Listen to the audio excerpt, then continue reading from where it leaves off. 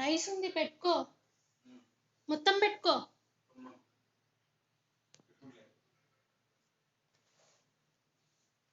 Okay, what is our yesterday class? Instrumentation. Okay, so yesterday just I given introduction of components of UV visible spectrophotometer. Okay, so in components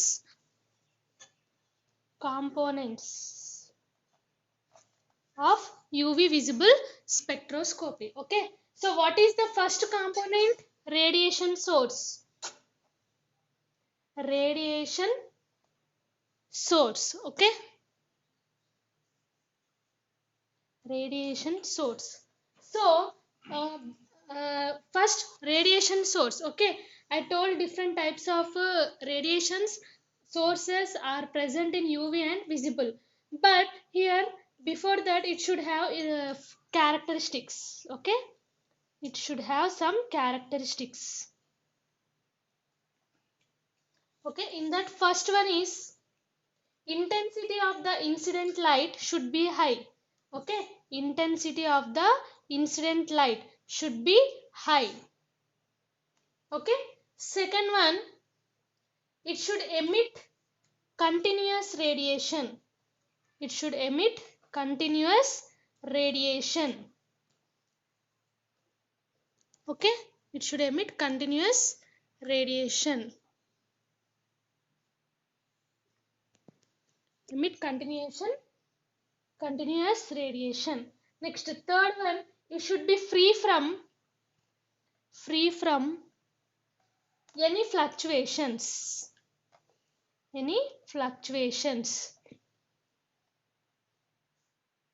Okay, so it's fourth one, it should not show exhaustion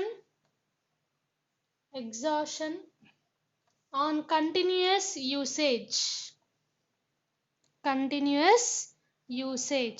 Okay, so these four are the following characteristics of radiation source. Okay, in this now types of radiation source. Okay, in that first one is hydrogen discharge lamp. Okay, hydrogen discharge lamp. So first, this hydrogen discharge lamp is most widely used in UV radiation source. Okay, so it consists of two electrodes. You know about electrodes, no? Electrodes చూసారు కదా ఇంతకు ముందు. Okay, it consists of two electrodes which is enclosed in a glass tube.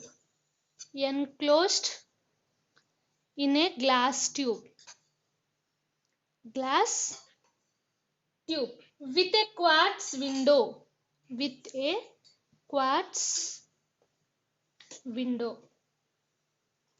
Okay, so two electrodes are enclosed in a glass tube with a quartz window. Okay, so here this glass tube is filled with hydrogen gas. Okay, here in this glass tube is filled with hydrogen gas under relatively high pressure.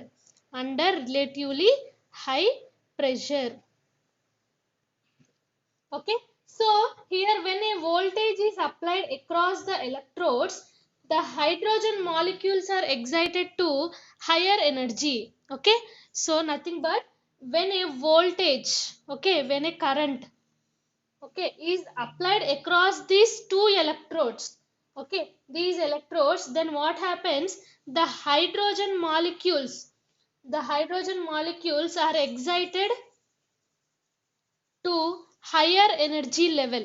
Okay, higher energy level.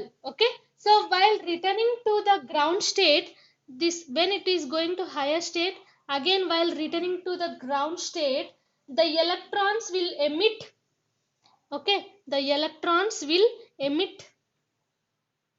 UV radiations in the near UV region, in the near UV region, that is the value is 180 to 350 nanometers. Okay, near UV region the value is 180 to 350 nanometers. Okay, so this is about hydrogen discharge lamp. So nothing but it consists of two electrodes which is enclosed in a glass tube.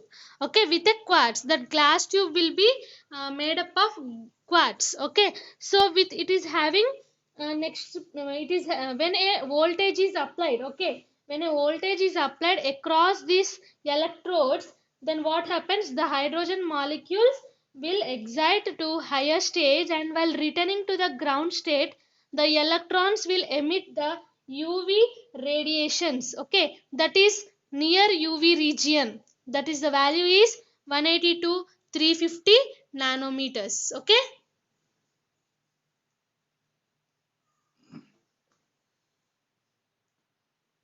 So next one is deuterium discharge lamp. Deuterium discharge lamp. Deuterium discharge lamp. So this deuterium discharge lamp is nothing but it is also consist of two electrodes. Two electrodes enclosed within silica envelope. It is filled with deuterium, that is D2. Okay, so deuterium discharge lamp is nothing but it is having, it consists, this lamp is consisting two electrodes which is enclosed with silica envelope, enclosed within a silica envelope which is filled with deuterium under low pressure, under low pressure. Okay, under low pressure. Here when the high voltage is applied, then it across the electrodes, high voltage is applied to the electrodes. What happens? It causes the emission of deuterium lines. Okay, lines means rays. Okay, light rays. Okay, so here what happens? These lines, under the influence of low pressure in the interior of the lamp, broaden to give a continuous spectrum in the near UV region. It gives the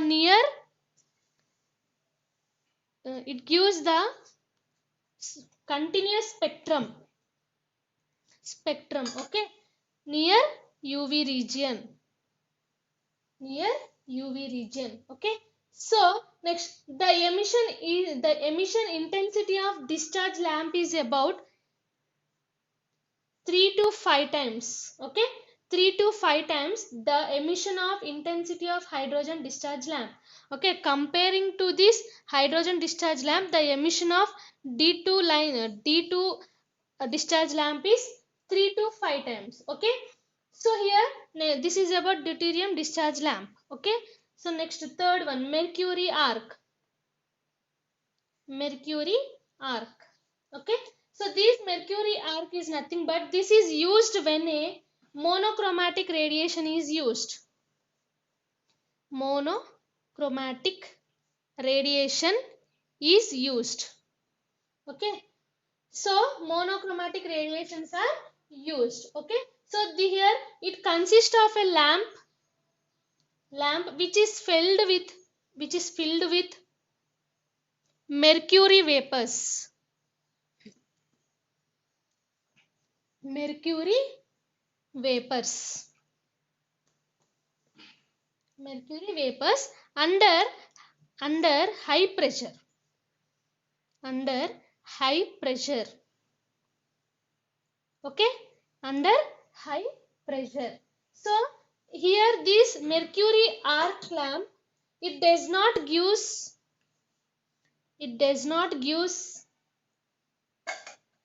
continuous spectrum.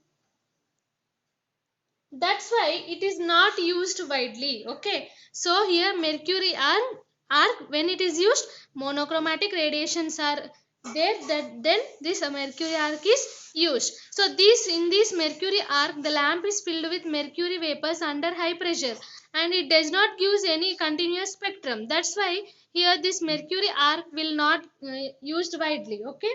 So next one, xenon discharge lamp. Xenon discharge lamp. Okay, what is xenon discharge lamp? So this is nothing but it is an electric discharge lamp. Electric discharge lamp which utilizes the ionized xenon gas. Xenon gas. Okay, to produce extremely intense white light for short durations. It produce white light for short durations. Okay, short durations. So it consists of a sealed tube. Consist of sealed tube. Sealed tube. Okay, sealed tube, and it is made up of, this tube is made up of glass or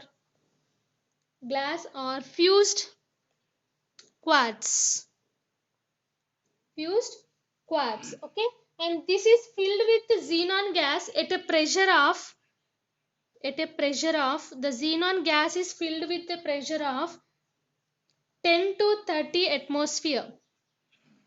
Okay, 10 to 30 atmosphere. Okay, so this xenon discharge lamp is either straight or helical or circular or U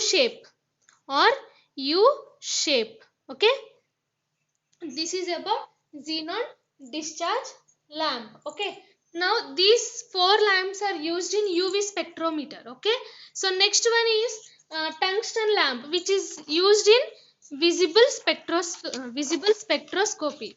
Okay, fifth one, tungsten lamp. So this tungsten lamp is nothing but similar to an electric bulb. Okay, similar to an electric bulb.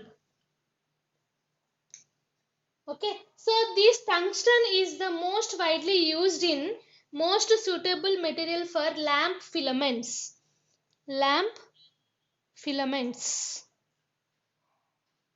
Okay, so this tungsten lamp is used when polychromatic light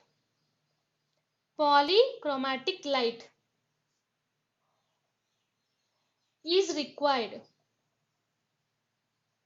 Okay, so what is polychromatic light here? Nothing but light with radiation of several wavelengths. Okay, so tungsten lamp is nothing but it is generally in your house you are using no electric bulbs, that one. Okay, so it is having a lamp filaments, and it is when it is used means when polychromatic light is required. Okay, and this lamp consists of tungsten filament.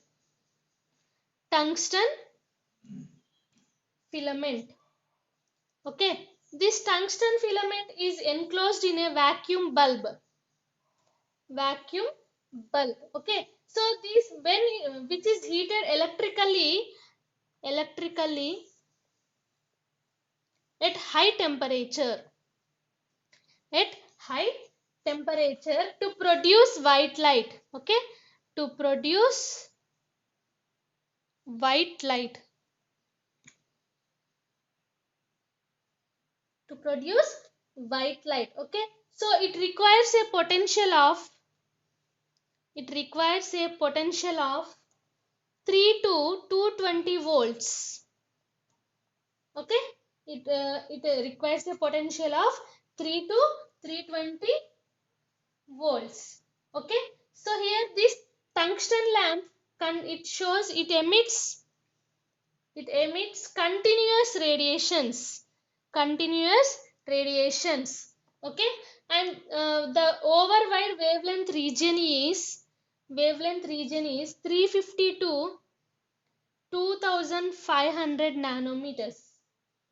Okay, so this is about tungsten lamp. Okay, so these are about radiation sources. Okay, so next second one, up to here these are radiation sources.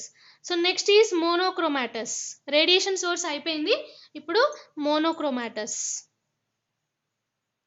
Monochromatous. Okay, so what is a monochromator? So monochromator is nothing but it is a device which converts